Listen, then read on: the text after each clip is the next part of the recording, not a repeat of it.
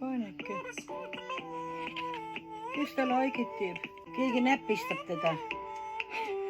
Ei ole midagi. Üks pirin ja virin. Üks pirin ja virin vaid ja ongi. 2 punkti.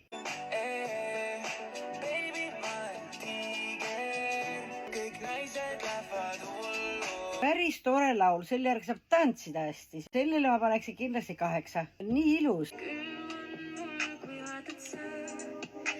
Kas ma võin ütelda, jah? See oli ühe üksiku tüdruku karje, kes on üksi jäänud. Tal on nii kurb ja siis püüab ise ennast lõbustada. Oma saatuse paneb sõnadesse.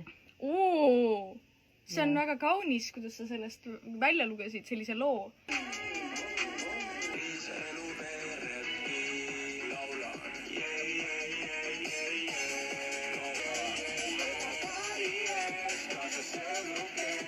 Minu pea seda ei võtnud korralikult vastu.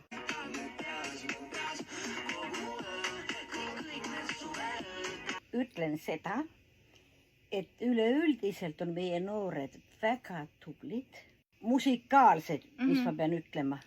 Mõnda lugu on isegi väga-väga hea kuulata ja ma elan sellele kaasa.